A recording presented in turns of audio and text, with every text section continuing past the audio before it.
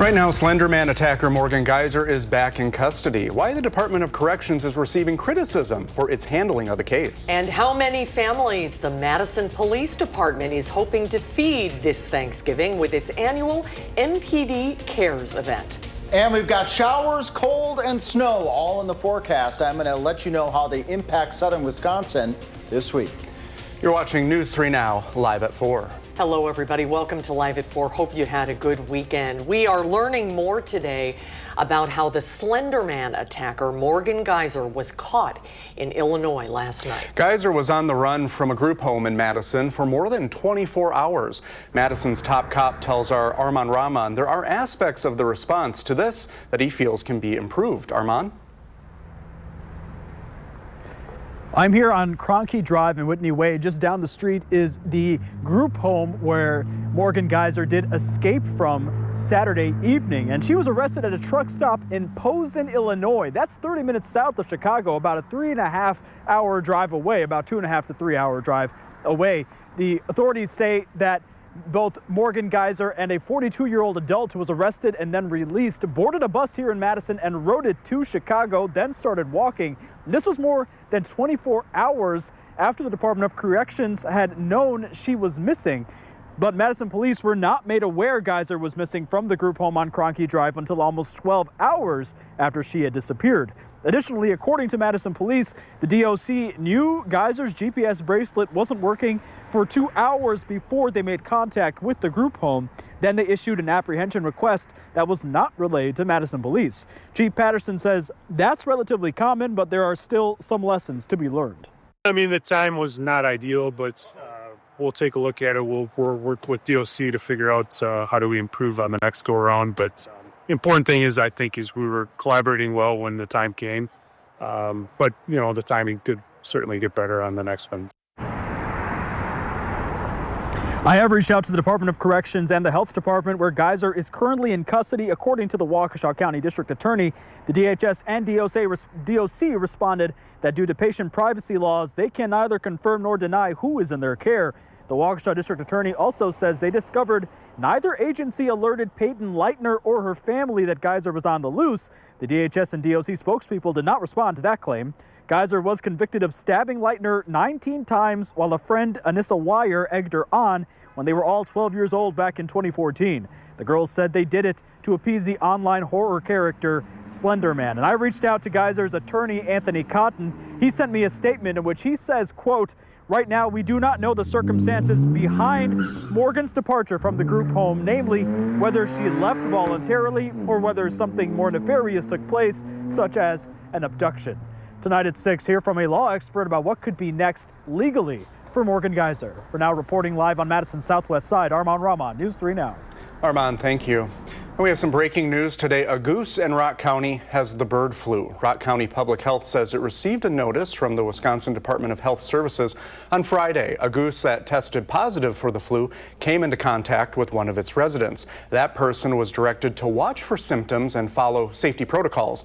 As of today, the county says the resident has not reported any relevant symptoms and further testing was not needed.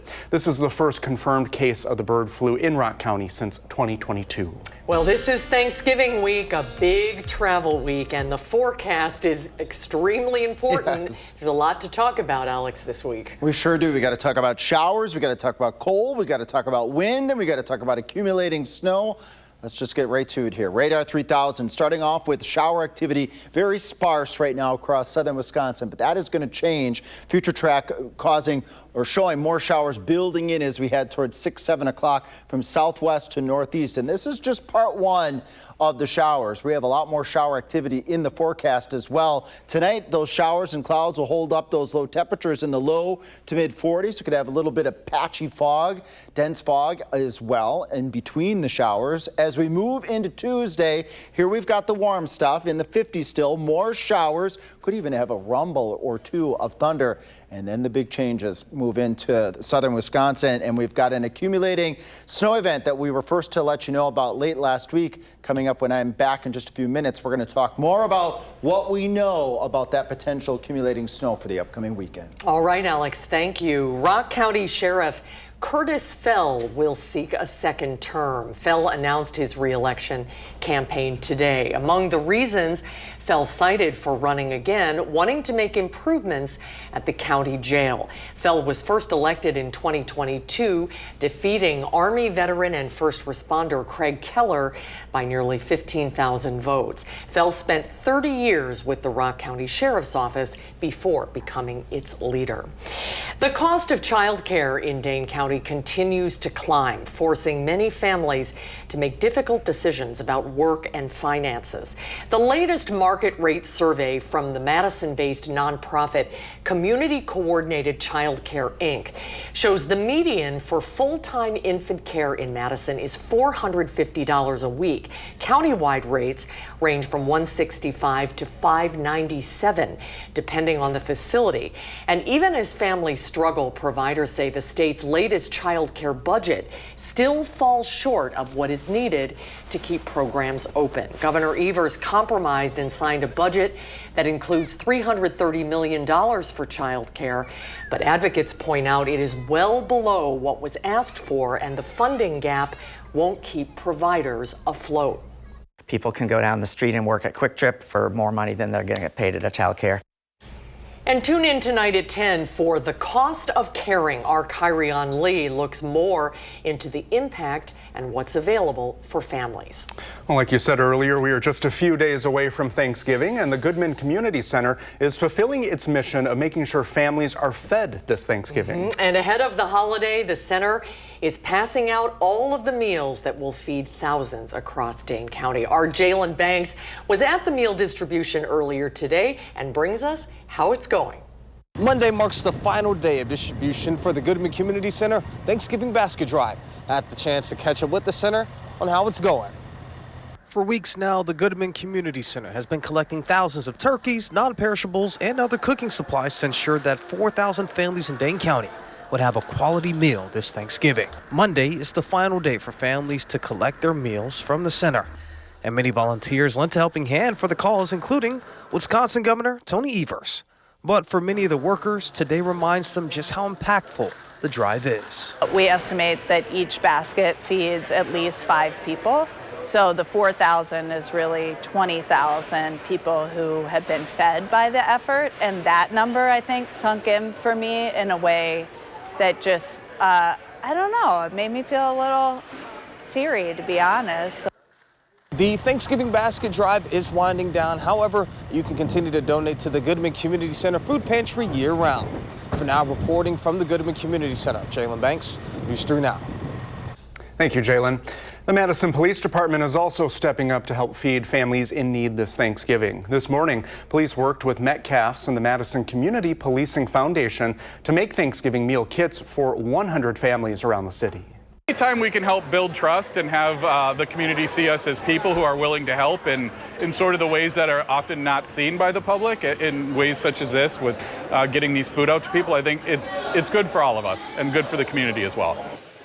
After assembling the kits this morning, officers are out delivering them, so families have enough time to prepare the meals before the holiday. Boy, it's been really heartening to see how the community has responded. I was at the Goodman Center earlier today, and everybody was in great spirits, and I don't know, it just makes us feel lucky to live here. I agree. This is a great place. Everyone is giving a helping hand to people who need it. It's good stuff, and we have more Thanksgiving coverage coming up on Live at 4. Josh Sprider is getting ready for the turkey trot in the 608. Loves a good turkey costume. How the event gives back to the community. Plus, consumer reporter Michelle Renee Quinn has some tips to help keep you and your loved ones safe in the kitchen on this upcoming Turkey Day. We've seen that. Alex Harrington tells us whether the weather will have a possibility of a storm system this weekend when Live at 4 returns. Is that fog, Alex? Ooh, hoofda.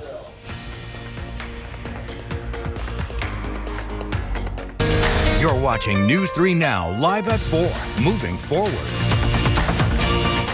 Welcome back. The official Thanksgiving travel period starts tomorrow and ends Monday, December 1st. Whew, good luck, everyone. And this year, AAA expects 82 million people to travel at least 50 miles from home for the holiday. That's 1.6 million more travelers compared to last year. AAA says most people, at least 73 million, will be driving. 6 million will be flying to their destinations. Well, we want to make sure that you stay safe, especially if you're frying one of those turkeys or no matter how you're cooking your bird this Thanksgiving. Consumer reporter Michelle Renee Quinn has some safety tips. The majority of home fires happen in the kitchen. We really need to pay attention to leaving anything that's being cooked unattended. Always stand by the pan and never leave the home while you have something in the oven or on the stovetop. FEMA says to turn pot handles toward the back of the stove so you don't bump or pull them over. And keep a metal pan lid or baking sheet nearby because you can use it to cover the pan and put out the fire. Firefighters are reminding people who deep fry their turkey this year to do it outdoors. That should be away from your deck, garage, or house. You read the instructions on how to cook one of those turkeys, it clearly says to thaw this thing completely out before you submerge it in oil. And this is what happens if it's not thawed all the way. Now, if something is on fire, do not try to move the pot. And remember, you can use baking soda to put out small grease fires. Now, if you're like me and already put up your Christmas tree, you'll want to keep it watered to minimize the risk of a fire. A dry Christmas tree is just as bad as any type of kindling or paper or anything else that can catch on fire. So you definitely want to keep it wet. All right, thank you, Michelle Renee. That frying the turkey video every single year. We should have tried it this year. Gotten the fire department over here to... Maybe for Christmas. Yeah, maybe. Something to look forward to. You can see more of Michelle Renee's consumer reports, by the way, on News 3 Now this morning. And get your news with her Saturday and Sunday on weekend mornings. Now to the weather. This is probably one of the most important forecasts of the year, Alex, with all the traveling that we just talked about for the holiday. Yeah, and the stress is there. I'm sweating here to make sure that I get it right.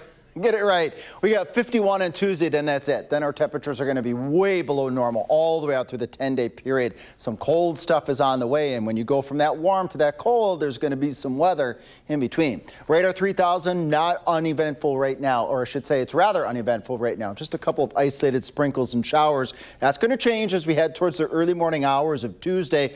Scattered showers, and then they're going to become more widespread over parts of southwest Wisconsin as we go into the afternoon on Tuesday out ahead of a cold front. This cold front's going to move through here right around the rush hour on Tuesday. There could be a couple thunderstorms associated with this cold front, and then here comes the cold stuff here, noted by the blue and the pink here. We've got some scattered snow shower activity that's going to carry us into Wednesday with really gusty winds. Some minor snow accumulations are possible, maybe a dusting to ½ inch at most. Mild temperatures tonight. We'll do low to mid 40s. Some patchy dense fog not out of the question. We just saw the Queen Bee Radio Sky came a little earlier. They've got some fog going on right now in Platteville. 50s tomorrow, low to mid 50s across southern Wisconsin. And then that's it. I don't know. I shouldn't say I don't know. I don't think we're probably going to get into the 50s too much more this year. So enjoy it while it lasts, because now the winter stuff is going to come in here. Now I'm going to just take note here. We've got a big travel weekend here. So Tuesday, scattered showers in southern Wisconsin. Better chances for that rain snow mix is going to be up towards Minneapolis. As we head into Wednesday, if you have any travel plans to the north up towards northern Wisconsin, the UP of Michigan, that's where you could be running into some travel impacts where they have accumulating snow and gusty winds. Here in southern Wisconsin, we'll be right around in the lower 30s with light snow showers. Thanksgiving Day itself, a couple of flurries around Wisconsin and southern Wisconsin, but it's going to be cold with temperatures in the upper 20s to right around 30. And as we go into the big shopping Friday, temperatures in the upper 20s, and we'll be keeping an eye out to the west for a weather system that could be bringing us some accumulating snow to parts of the Midwest.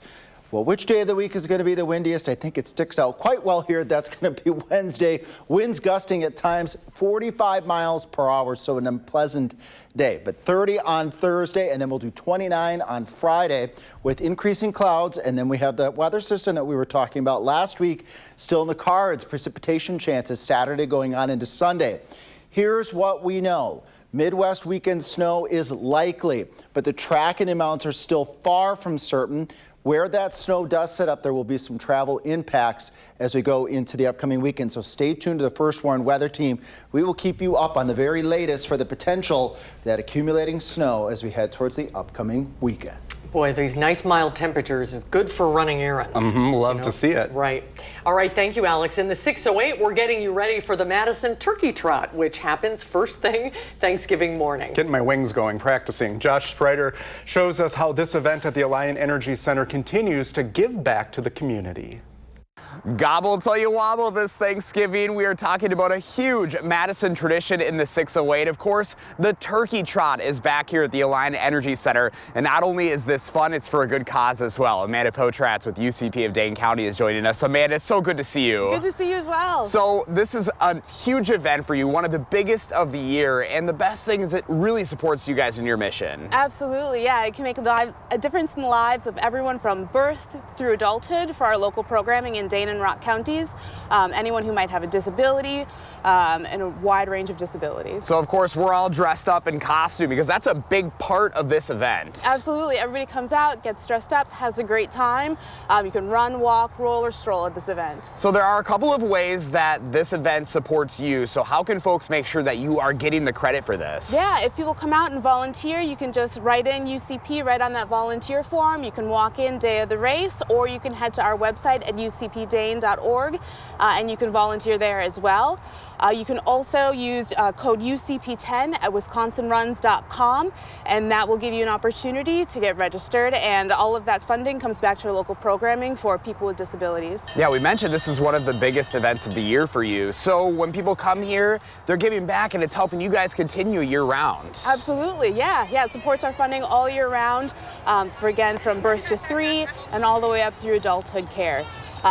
We have tons of people come out, they get dressed up, they have a great time. It's, kids, families, adults, everybody comes out. This is such a tradition for so many Madison area families, and I'm sure the stories you see year after year are so cool. Absolutely, yeah, we see the same volunteers come out year after year. It's just a part of their Thanksgiving tradition. They come out, they do the race, they volunteer.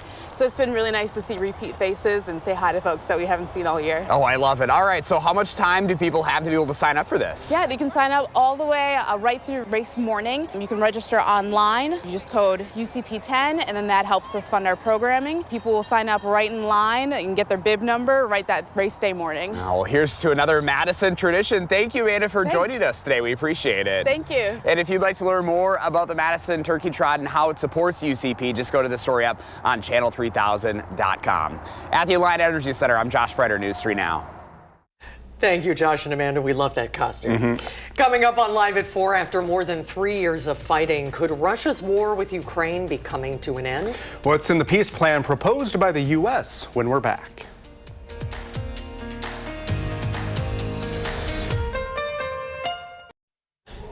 In national news today, President Trump plans to unveil a new proposal for addressing health care costs as his administration tries to avoid a spike in premiums driven by the expiration of Affordable Care Act subsidies. The issue is at the center of the longest government shutdown in U.S. history, with Democrats demanding an extension of the subsidies. Ultimately, a small group of Democrats voted against the rest of their party to reopen the government without guarantee of an extension. Those subsidies eliminate the monthly cost of coverage for low-income enrollees and caps premiums for higher earners. In Wisconsin, 90% of the 313,000 people who signed up for Obamacare last year receive an advanced premium tax credit. If it expires, about 63,000 of them could lose that support entirely. According to the governor's office, a family of 4 in Dane County making $130,000 on a silver plan will see their premiums double, a yearly increase of more than $12,400. On Wall Street today, the Dow is up 203 points. The Nasdaq is up nearly 600. The S&P 500 is up 102. Ukrainian President Volodymyr Zelensky could be on his way to the U.S. this week, as President Trump is pushing for his 28-point plan to end the war. But it includes concessions Ukraine is not yet willing to accept. Natalie Brand reports from the White House. Russian forces launched a massive drone attack on Ukraine Sunday, killing 4 people on the same day Ukrainian and U.S. negotiators talked about President Trump's peace plan. President Zelensky on Monday called it a critical time. It is crucial to support the principles on which Europe stands, that borders cannot be changed by force, that war criminals must not escape justice, and that the aggressor must pay fully for the war he started. Zelensky indicated territory remains a sticking point. The U.S. and Ukraine say they're working to update the administration's original draft 28-point peace plan. That proposal called for Ukraine to give up territory, cap the size of its military, and swear off NATO membership. Critics say it included many of Moscow's longstanding demands. It is essentially the wish list of the Russians. Secretary of State Marco Rubio is privately meeting with President Trump today after reporting progress in those weekend talks. We're working through making some changes, some adjustments, in the hopes of furthering narrowing the differences and getting closer to something that both Ukraine and obviously the United States are very comfortable with. A joint statement released by the administration following the U.S.-Ukrainian meeting said they reaffirmed any future agreement must fully uphold Ukraine's sovereignty. As fighting continues, Russia's military released video claiming to show the capture of 3 new Ukrainian villages along the eastern front. Natalie Brand, CBS News, the White House. In our next half hour, continuing coverage of the Morgan Geyser case. What action the Waukesha County District Attorney wants the state to take against the Slender Man attacker.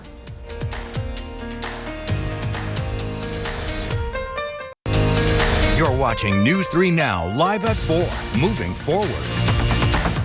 Good afternoon, everyone. Welcome to Live at 4. Hopefully everyone has their turkeys thawing, their breadcrumbs are drying out. It's a busy week. And the weather is really cooperating. It's nice and mild outside today, a little rain on the radar. Let's take a look outside. Little fog. Oh, that's a beautiful shot. Oh, isn't that a pretty picture? I think so. Yeah, very nice. The weather words for today, showers before the plunge. But you know what that is, Alex? That's good cooking weather. The colder it is, the better. That is. You're going to want to be inside, have the fire roaring, maybe even, I don't know, get the Bing Crosby record out and enjoy some early holiday music as we have much colder temperatures on the way after the showers. Now, they're few and far between right now on Radar 3000, but they will become more widespread as we go into the evening hours. Some showers pulling into southwest Wisconsin, and we have even more shower activity in the forecast as we go into Tuesday before the plunge. Here's the plunge. Wednesday high of only 33. Thanksgiving Day itself at 30 and 29 on that big shopping Friday. And we stay at, well, significantly, I should say, below normal all the way through the 10-day period. But we also need to make note that there is a weekend weather system of significance for much of the Midwest. We are right now 4 to 6 days out from this potential event. And so what I want to stress here is that there's still a lot of time yet for the path and the snow totals to change. So if you're seeing anything on social media right now with snow totals for the upcoming weekend, I would not put money out on the table for those snow totals just yet. When I come back in a little while, we'll discuss that weather system and what we know and what we don't know, and that's coming up. Thanks, Alex. To continuing coverage now of the Morgan Geyser case. Over the weekend, the Slender Man attacker was missing from the group home she was recently released to. She's now back in custody. This all started Saturday night when Madison police say Geyser was last seen at the home. The Department of Corrections got an alert. Geyser's GPS bracelet wasn't working. 3 hours later, the group home staff told the DOC Geyser wasn't there and she had taken off her GPS bracelet. And then at about midnight, the DOC issued an apprehension request for Geyser, and that was never relayed to the Madison Police Department. They didn't know she was missing until about 8 o'clock Sunday morning when someone from the group home called 911. Police say Geyser was found at a truck stop in Posen, Illinois that night at about 10:30. She was with a 42-year-old who has since been released from custody. Just a few hours ago, the district attorney in Waukesha, where the stabbing happened in 2014, revealed not only did the Department of Corrections fail to notify Madison police of Geyser's disappearance, they also failed to notify the victim and her family. And I'm able to verify that when we spoke with the victim's family, or when Ms. Dunn spoke with the victim's family at 12:20 this afternoon, they still had not been informed by any other agency other than our own that she had escaped, which is very concerning. While she was on the loose, we were very concerned about the safety of the victim and her family, as well as our community. We have reached out to the Department of Corrections multiple times but have not heard back. The DA also said her office will not get involved in the case again until a motion to revoke Geiser's conditional release is filed. It will ultimately be up to the state's Department of Health Services whether or not to revoke her release. We've also received a statement from Geiser's attorney. It reads in part, right now, we do not know the circumstances behind Morgan's departure from the group home, namely whether she left voluntarily or whether something more nefarious took place, such as an abduction. You can find all of our coverage from the weekend on channel3000.com. Receive notifications directly to your phone as soon as we have the updates on the Geiser case with our free mobile app. A Cuba City woman is facing charges after a shooting this past weekend. The Grant County Sheriff's Office says deputies responded to a home near the intersection of North Clinton Street and East Lafayette Street just before 5 a.m. Saturday. A man reported a woman at the home shot his girlfriend. The 23-year-old victim was taken to the Southwest Health Center in Platteville with a gunshot wound to the knee and then flown to another facility. The 25-year-old suspect was arrested and is facing a charge of endangering safety with a dangerous weapon. The sheriff's office says more charges could be coming. Madison officials say the city has received more than $17 million in grants to replace aging transit buses with hybrid vehicles. It's part of a broader $2 billion initiative the Department of Transportation announced November 20th to modernize transit bus infrastructure across the country. The city says this money will help replace some of the oldest buses in its fleet and reduce maintenance costs on buses that are no longer useful. In a statement, the mayor thanked Wisconsin's U.S. Senators Ron Johnson and Tammy Baldwin, in addition to Department of Transportation Secretary Sean Duffy. That statement reads in part, this investment by the federal government will benefit the entire state as well as the Madison metro area. Well, you may want to give yourself a little extra time if you plan to go downtown starting today because phase 2 of the John Nolan Drive reconstruction is underway. All southbound lanes are closed and traffic will shift to the northbound lanes. Traffic will continue to be down to one lane in both directions. The closure will last until next year. The Capital City Trail is expected to remain open despite the nearby road work.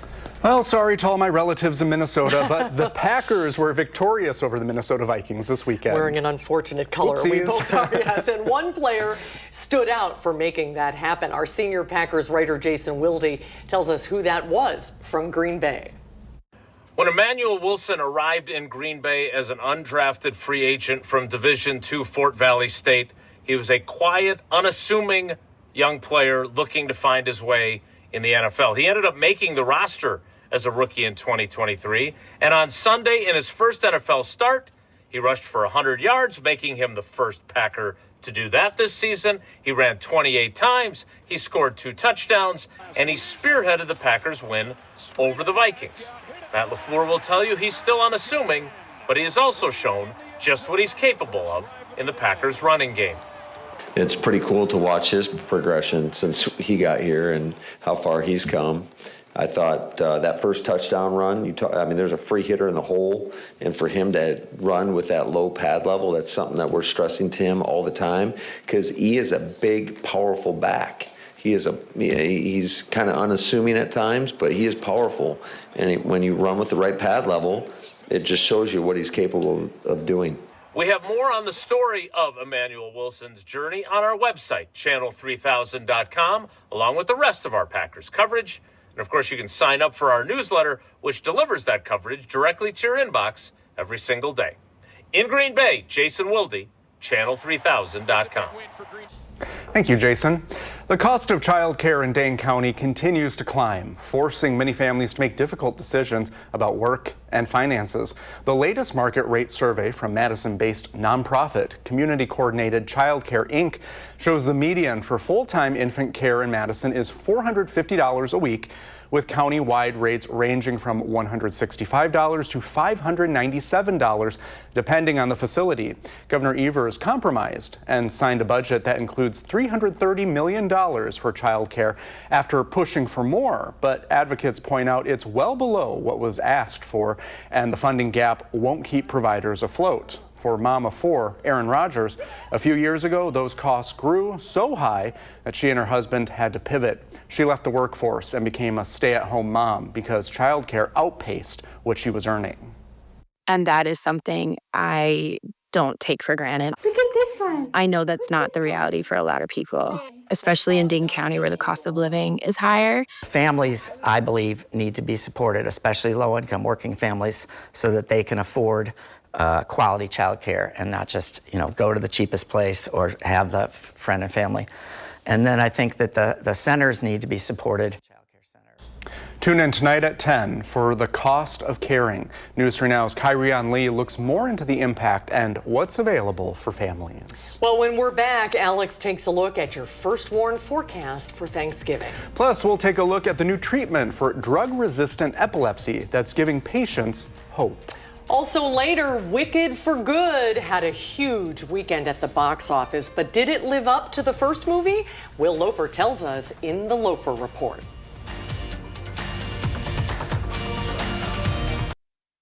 Some alarming health news coming out of Washington State. The Department of Health there says a person is dead due to complications from a bird flu strain never before reported in humans. The patient was an older adult with underlying health conditions. It is the first reported case of bird flu in a person in the United States in 9 months. And this is only the second reported death from the virus. The CDC says the risk of a person getting the flu remains very low.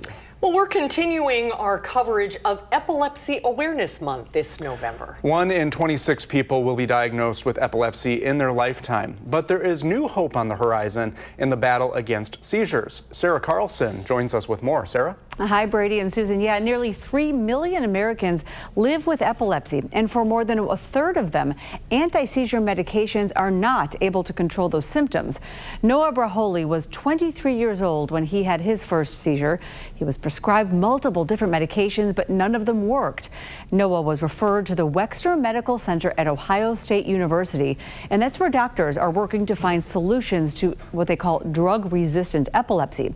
Dr. Danielle Becker says the first step was to figure out where in the brain Noah's seizures were coming from.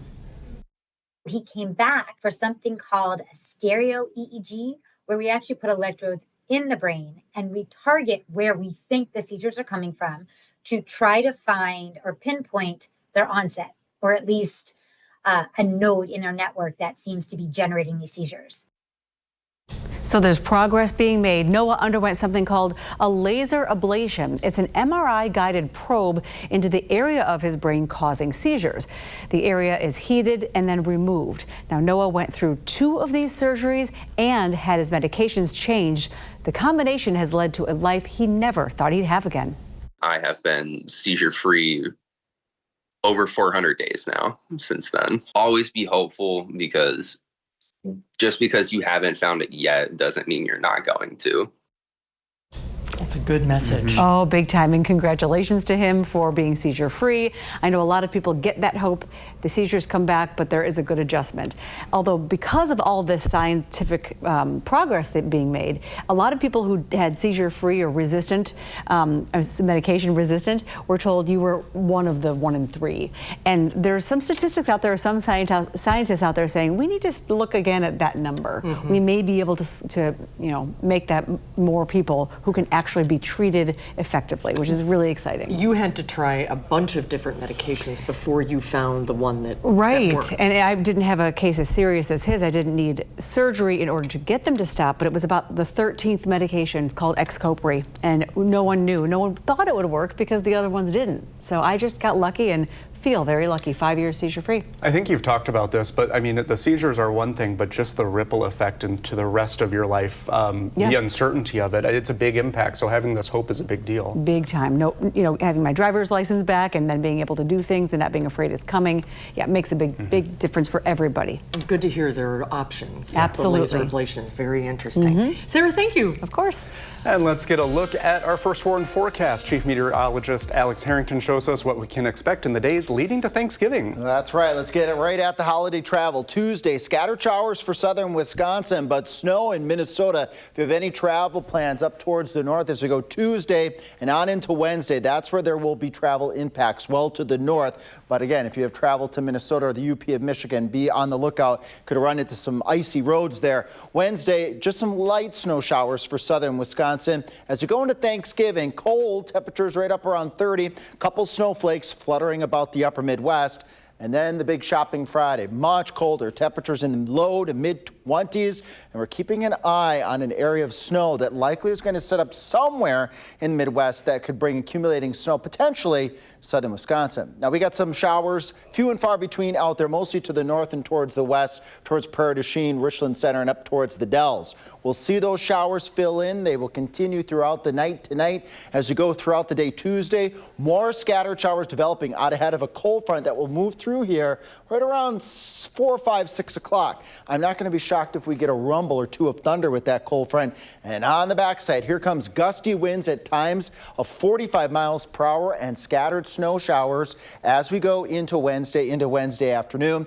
Perhaps some slushy snow accumulation on some of those grassy surfaces, but we're not expecting significant travel problems in southern Wisconsin. 40s tonight, even some patchy fog. That's 20 degrees above normal, 10 degrees above normal on Tuesday with temperatures in the 50s. And then again, the rug gets pulled out from underneath us after highs right around 30 on Thursday and 29 on that big shopping Friday. We got that weather system Saturday going into Sunday. Of significance, we'll leave you with this. What do we know? There is a weather system in the Midwest that looks likely with snow, but the amounts are still not clear. There will probably be some travel impacts. Last thing I want to mention here are the social media is humming about this weather system, and folks, some that don't have weather backgrounds are posting snow totals out there, and I would not put money on those snow totals as there's still a lot of uncertainty. You should tune in to the First Warned Weather Team. We will be first to let you know when we have those snow totals ironed out and the potential swath of that snow as we head towards the upcoming weekend. And then beyond that, we stay active out into next week with more snow chances. And look at those temperatures in the 20s by day and teens by night. That's more like January weather, not Thanksgiving weather. So we're going from fall right into winter. Here we go. Thanks, Alex. Well, if you need a movie after the Thanksgiving feast, local film critic Will Loper is giving his review of Wicked for Good. And if you missed the tree lighting at Hilldale this weekend, we'll tell you what other upcoming events the shopping center is hosting for you and your family to attend. You're watching News 3 Now, live at 4. Well, Wicked for Good hit theaters this weekend with major success. Local film critic Will Loper has his review of the blockbuster.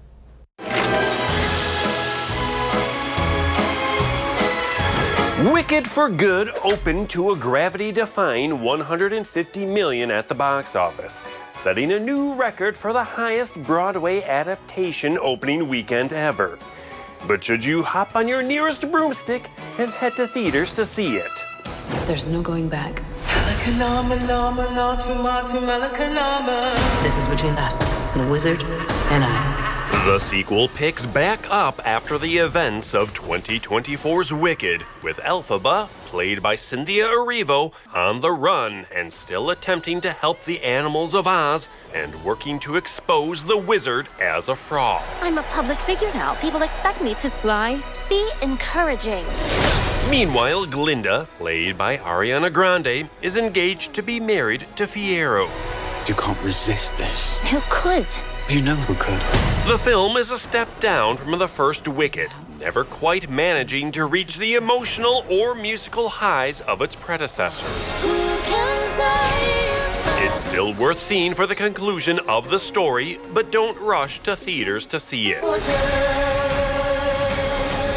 Also new in theaters and opening in fifth with $3.3 million is the film Rental Family. So, what do you think we do here? We sell emotion. How? Brendan Fraser plays a struggling American actor living in Tokyo who finds work playing stand-in roles for strangers, including posing as a fiancé and a father. What I'm offering here is a chance to play roles with a real meaning. What do you need me for? We need a token white guy. The film effortlessly moves between heartwarming and heartbreaking, and Fraser turns in a fantastic performance, making Rental Family absolutely worth seeing in theaters now. These people look at you like they've been waiting for you their whole lives. For Live at 4, I'm Will Loper. The movies get so good this time of year. I know. I can't wait to see Wicked for Good. You saw it, you loved it? I did. I agree with Will. It's a strong like for me. Not as fun as the first one. Okay. Strong like. That's Strong like. It gets a strong like. The holiday tree at the Hilldale Shopping Center is all lit up. And last night, News 3 Now This Morning's crew gathered with members of the community at Hilldale's annual North Pole Party to flip the switch and turn on the tree's lights.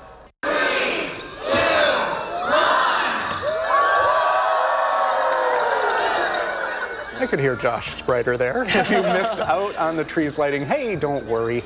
Santa will return to Hilldale to take pictures with children starting this Saturday, November 29th. I love this time of the year, and tonight it's so nice and mild outside. It'd be a great night to do a little shopping and see a few lights. Yeah, then the showers are still holding off for a little bit, so right now is not a bad time to get outside and try doing some of those last errands because the showers are here for Tuesday, and then the rug gets pulled out. Off the cliff. And we go right into winter, but you're really going to be wanting to tune into our forecast all week, not just for the holiday travel, but for the potential for accumulating snow that we're keeping a very close eye on for the upcoming weekend. Don't pay attention to Facebook. Just watch Alex. That is correct. All right, thank you, Alex. We'll be right back.